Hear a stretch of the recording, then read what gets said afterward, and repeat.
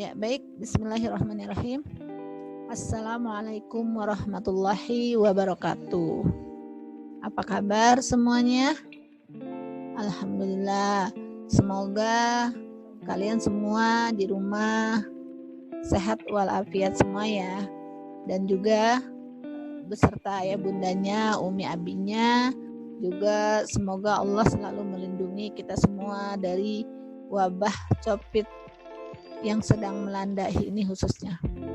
Pada kesempatan kali ini adalah kita akan belajar terkait ilmu pengetahuan sosial ya, atau IPS. Qadarullah, pada kesempatan kali ini di era perdana KBM ini, kegiatan belajar mengajar di Husnul Khatimah, Allah takdirkan kita untuk bertemunya lewat media daring ya, dan tidak ada satupun manusia atau kami khususnya yang menginginkan ya, tapi memang ini sudah qadarullah, dan semoga kita semua dilindungi Allah Subhanahu wa taala dari musibah ini, dan insya Allah semoga secepatnya kita bisa bermuwajah di kelas ya. Oke. Apa yang akan kita bahas di materi IPS di pertemuan ini? Ya, yang akan dibahas adalah di bab 1 ini terkait dengan konsep ruang dan interaksi antar ruang di Indonesia serta pengaruhnya terhadap kehidupan manusia. Nah, itu judul daripada bab yang akan kita bahas. Oke. Lalu ada apa aja di bab ini? Nah, di bab ini kita akan bersama-sama belajar terkait pengertian ruang dan interaksi antar ruang, letak dan luas di Indonesia, keadaan alam Indonesia, dinamika kependudukan Indonesia, yang kelima potensi kemaritiman Indonesia dan perubahan akibat interaksi ruang. Nah, sebelum berlanjut ke materi, Ibu ingin tanya, siapa yang hari ini sudah melakukan beberapa aktivitas di rumah? Oke, sepertinya semuanya sudah ya melakukan aktivitas-aktivitas di rumah. Nah, aktivitas-aktivitas itu di dalam ilmu pengetahuan sosial disebut aktivitas sosial ya, dan secara otomatis ya dalam kehidupan manusia, dari mulai bangun tidur sampai kita tidur kembali, rasanya tidak ada yang tidak beraktivitas ya. Walaupun bayi sekalipun pasti melakukan satu aktivitas. Nah, di dalam kehidupan aktivitas sosial itu sangat dibutuhkan ya, karena aktivitas itu menunjukkan bahwa ada interaksi sosial ya. Oke. Dan kenapa Ibu sampaikan ini di awal ya? Karena banyak yang kurang paham. Untuk apa sih kita belajar IPS? Wah, itulah pertanyaan-pertanyaan yang kadang muncul di awal-awal ya, kalau Ibu tanya kepada santri-santriwati atau santriwati khususnya, karena Ibu ngajarnya biasanya anak santri akhwat saja ya. Nah, jadi mereka akan menjawab, IPS itu buat apa sih Bu? Nah, seringkali ada pertanyaan seperti itu ya. Mungkin selama ini mereka belum paham bahwa sesungguhnya IPS itu adalah satu ilmu yang sangat dibutuhkan. Kenapa? Karena dia sangat erat dengan kehidupan sehari-hari ya, seperti itu. Terus bagaimana nanti belajar kita ke depannya? Nah, belajar kita ke depannya ya awal-awal kita akan ta'aruf dulu ya. Ta'aruf, akan kenalan di antara kita. Nah, karena kita dipertemukannya dengan media online, berarti nanti kita bisa ta'aruf di online ya. Nanti kalau untuk ta'aruf resmi bisa di kelas nanti ya. Ta'aruf resmi kita di kelas, mudah-mudahan bisa secepatnya kita bertemu offline. Nanti tapi secara umum nanti Ibu akan buatkan satu grup khusus kelas yang Ibu ajar khususnya ya. Khususnya nanti mungkin yang yang ikhwan nanti dengan ustadznya gitu ya. Nanti ada ta'aruf khusus buat grup khusus untuk ta'aruf ya. Seperti itu. Lalu nanti karena ini materi ini disampaikan dalam beberapa pertemuan khusus bab 1 ini ya. Jadi tidak bisa sekali kita ketemu ini selesai ya. Dan insya Allah biasanya selanjutnya di berikutnya nanti akan ada praktek ya, akan ada praktek. Untuk itu ibu akan buatkan kelompok ya. Ibu akan buatkan kelompok untuk berdiskusi atau membuat kelompok-kelompok praktek belajar ya nanti insya Allah itu sesuai dengan temanya ya, sesuai dengan temanya. Lalu bagaimana ibu tahu atau bapak ustadz tahu kalau misalnya kalian memahami atau tidak materi yang sudah disampaikan? Nah itu nanti akan diadakan post test ya, seperti itu. Terus, nah marilah kita bertaaruf dulu, berkenalan dulu. Dari tadi siapa sih nih yang bicara mungkin ya, gitu seperti itu. Dalam KBM ya, baik pengajar maupun siswi yang mau diajarkan tentunya harus memahami apa yang mau dibahas. Nah, kita harus paham materi apa yang mau kita bahas ya. Jangan sampai kita belajar tapi nggak ngerti apa yang sedang kita pelajari ya. Seperti hari ini kalian sedang mempelajari tentang interaksi antar ruang. Jadi nanti kalian harus tahu apa itu interaksi antar ruang. Kenapa kita harus tahu ya? Dalam sebuah peperangan katanya kalau ingin menang harus kenal siapa musuhnya. Begitupun dalam belajar. Bagaimana kita bisa tahu belajar IPS misalnya, ini penting kalau kita tidak tahu apa itu ilmu IPS. Jadi dikenali, oh IPS itu ilmu pengetahuan sosial yang terdiri dari 3 submateri ya, ada ekonomi, ada sejarah, ada geografi, khusus untuk IPS terpadu ini. Oke. Nah, sekarang langsung ke inti materi ya. Ke inti materi. Di inti materi ini ibu sebelumnya ingin bertanya dulu ya, walaupun mungkin jawabannya nggak bisa kedengar, tapi ibu yakin kalian mendengar semua ya, menjawab ya, ibu yakin kalian jawablah gitu ya, jawab aja walaupun ibu nggak dengar ya. Dijawab di IG boleh, dijawab di WhatsApp boleh ya, di apalagi di media-media yang kita punya bolehlah, nanti kita saling berkenalan ya. Oke. Pengertian ruang itu adalah seluruh permukaan bumi yang merupakan lapisan tempat hidup tumbuhan, binatang, dan manusia. Oh, jadi ruang itu sangat banyak ya, sangat luas maknanya. Dalam rumah aja kalian memiliki banyak ruang. Betul nggak? Ya, kalau kalian makan mungkin yang makan di ruang makan. Kalian tidur tinggal di tempat ruang kamar. Ya, betul nggak? Nah, kalau kalian mandi berarti di ruang kamar mandi. Itu ruang-ruang yang ada di dalam rumah kalian masing-masing. Tumbuhan pun sama, dia memiliki ruang ya.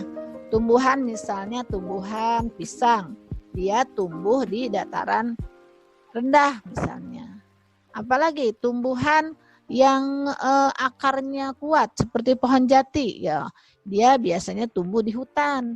Nah, jadi dia punya ruang khusus ya, ruangnya di hutan. Terus bunga-bunga, nah bunga-bunga ini fleksibel ya, dia bisa tumbuh di pot, dia bisa tumbuh di tanah, bahkan sekarang mungkin bisa tumbuh di air atau dengan metode hidroponik. Nah, itulah ruang-ruang tumbuhan. Contoh lagi ruang binatang. Nah, binatang ini aneka ragam, aneka macam jenisnya, banyak sekali Allah ciptakan ya kan, mulai dari jenis semut, jenis kucing, jenis binatang-binatang lunak sampai binatang galak, itu Allah sudah ciptakan, sudah siapkan ya ruang-ruangnya, termasuk semut misalnya.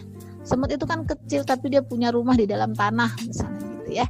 Apalagi binatang-binatang melata, nah itu punya ruang-ruang sendiri. Jadi Masya Allah, kita harus sangat banyak bersyukur kepada Allah karena Allah menciptakan seluruh permukaan bumi ini lengkap ya. dengan tumbuhannya, dengan binatangnya, dan dengan pengendali buminya. Siapa pengendali bumi? Yaitu manusia. Ya, manusia itu adalah dikasih amanah oleh Allah untuk mengendalikan bumi ini. Nah, kalau manusianya baik, ya bumi jadi baik. Manusianya kurang baik, ya jadi buminya tidak baik, ya. Seperti itu.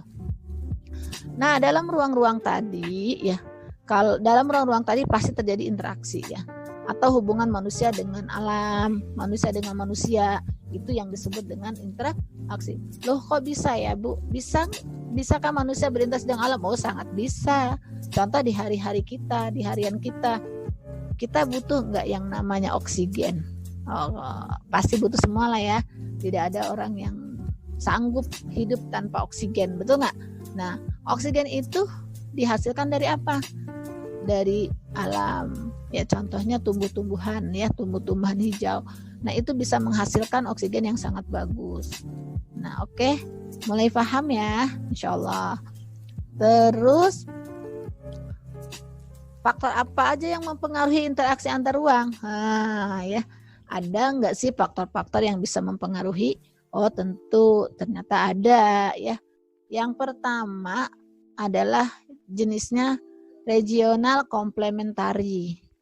Sebagaimana disebutkan tadi bahwa Allah menciptakan ruang-ruang yang sangat berbeda.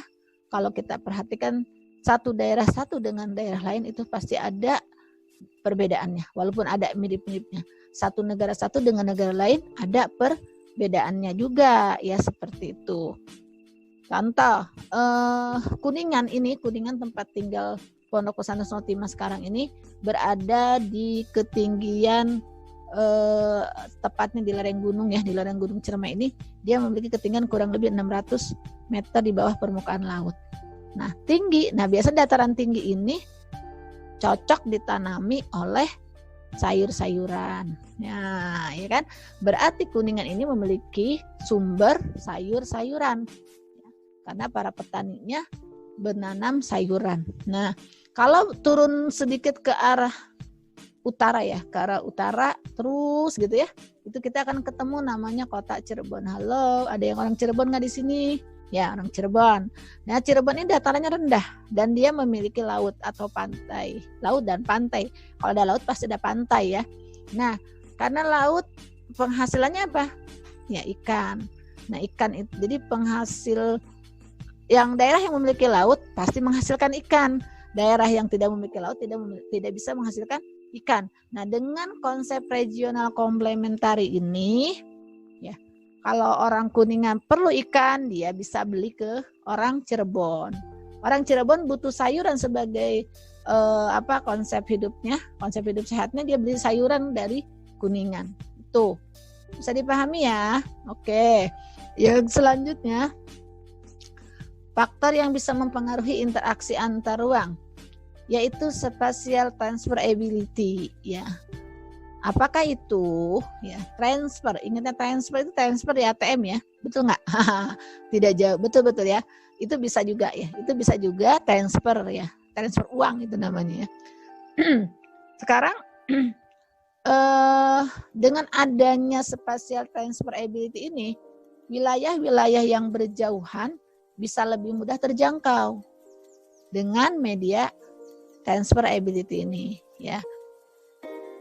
Contoh, kalau informasi dulu ada kakek ibu itu, ya, berangkat haji itu memerlukan waktu sangat cukup panjang, ya. Zaman dulu itu bisa 4 bulan, bukan 40 hari, ya. Bisa 4 bulan untuk pergi ke tanah suci dari berangkat sampai pulang kembali. Kok begitu lama? Karena menggunakan kendaraannya kapal laut, gitu, ya. Bolak-balik menggunakan kapal laut, jadi lama di jalan, ya, seperti itu. Dengan metode yang sekarang, orang sudah tahu lah, ya, semuanya kemana-mana naik pesawat, gitu, ya. Nah, itu contoh daripada transferability. Jadi kalau dulu ke tanah suci Mekah itu memerlukan waktu 4 bulan, sekarang cukup beberapa jam, ya. Beberapa jam sudah sampai ke sana, gitu, ya, subhanallah, ya. Bahkan haji pun bisa dengan 2 pekan, gitu, haji plus, ya, umroh, gitu, ya, seperti itu. Nah, itu dengan kemudahan transferability itu memudahkan pertukaran barang antar wilayah, pertukaran jasa antar wilayah, itu semakin memudahkan orang untuk melakukan interaksi. Bahkan sekarang orang berjauhan pun bisa setiap hari melakukan komunikasi, ya. Contoh kita hari ini, ya kalian ada yang mungkin di ujung Indonesia sebelah barat, ada yang di ujung Indonesia sebelah timur, ya, ada yang di Pulau Jawa. Bayangkan kalau tidak ada media, kita tidak bisa melakukan acara seperti ini. Oke? Terus yang ketiga, faktor yang mempengaruhi interaksi antar ruang itu adalah intervening opportunity. Ya, opportunity itu apa? Jadi contoh. Ibu nih memerlukan pakaian atau baju, ya, baik untuk dipakai sendiri maupun untuk dijual misalnya, ya, seperti itu. Nah, untuk di daerah ibu yang terdekat kalau memerlukan pakaian yang bagus, yang kualitasnya bagus, ya bisa ke Bandung misalnya, ya, Bandung belanja di Bandung misalnya. Dan itu pada saat ibu melakukan perjalanan atau pergi ke Bandung, itu ada kesempatan hubungan. Ibu berarti berinteraksi dengan orang-orang yang ibu datangi di Bandung, baik itu pihak pokok, baik itu teman, ya, seperti itu. Nah, itu ada timbal balik. Tapi misalnya dalam perjalanan, ternyata pakaian-pakaian yang di Bandung itu juga dijual di Cirebon dengan harga yang sama misalnya, atau dengan harga sedikit berbeda, ya tentu ibu akan pilih belanja di Cirebon. Kenapa? Karena pertama dari sisi waktu, dari sisi biaya lebih hemat gitu.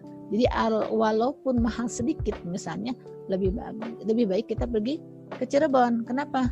Ya, karena lebih cepat dapat dan lebih dekat waktunya, ya, seperti itu. Nah, saat ibu sudah tidak belanja lagi ke Bandung, berarti terjadi apa? Jalinan interaksi yang lemah. Jadi ada dua tuh di intervening opportunity ini, adalah ada dua, ya, maknanya. Bisa kesempatan berhubungan timbal balik seperti tadi ibu sering ke Bandung misalnya. Nah, yang kedua bisa jadi melemahkan jalinan interaksi. Gara-gara misalnya ibu tidak sering lagi ke Bandung, jadi lebih seringnya ke Cirebon. Itu contoh-contohnya. Oke ya, ibu yakin Antuna kalau diminta contoh pasti jauh lebih banyak contoh-contohnya, ya, seperti itu. Allah ciptakan bumi, langit, dataran tinggi, dataran rendah. Itu Allah pasti punya maksud, ya. Allah pasti maksud. Bu, bisa nggak sih kalau orang di bumi ini tinggal di kota semua? Waduh, ya, ada yang bertanya begitu misalnya, ya. Ada nggak? Ya bisa, cuman hasilnya pasti nggak jelas gitu. Hasilnya akan tidak maksimal. Bayangkan kalau semua orang tinggal di kota semua, tidak ada yang mau tinggal di desa, tidak ada yang mau menanam, tidak ada yang menjadi petani, berarti kebutuhan orang kota akan tidak tercukupi gitu. Jadi Allah ciptakan ruang-ruang yang berbeda, ini adalah pasti ada tujuan, ya. Nah, kita lihat misalnya di kota itu orang cenderung melihat dari sisi apa? Gedung-gedung yang tinggi misalnya, ya. Ya kalau di Jakarta aja, misalnya Jakarta, Bandung, kota-kota besar, Medan dan seterusnya, ibu sendiri belum pernah kalau ke Medan, ya. Kalau Jakarta, Bandung sering lah gitu, ya, karena ibu juga besar di Jakarta, jadi tahu banyak lah. Kalau itu pasti kalian juga banyak yang berasal dari Jabodetabek, ya. Gedung-gedung bertingkat tinggi banyak sekali, betul nggak? Tapi coba lihat kalau kita pergi ke pedesaan, adakah atau banyakkah? Walaupun ada, mungkin tidak ada yang sampai 25 lantai bangun gedungnya, ya. Paham ya? Nah itu. Jadi beda ruang, beda juga hasil, termasuk dalam tadi seni bangunan misalnya. Hasil apa lagi yang dibedakan? Bisa aktivitas. Orang kota lebih senang, mereka berangkat dari pagi sampai larut malam, mungkin sampai rata-rata larut malam, atau bekerja, ya, untuk mencari nafkah.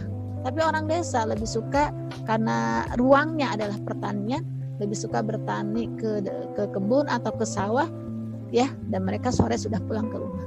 Jadi ruang itu menghasilkan adanya perbedaan aktivitas yang dijalani, ya. Contohnya tadi kota dengan desa.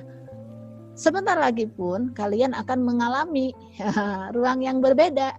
Yang sekarang Antuna masih di rumah, kalian masih di rumah, masih bisa rebahan di mana-mana, enak ya, bisa order masakan ke orang tuanya sesuai seleranya.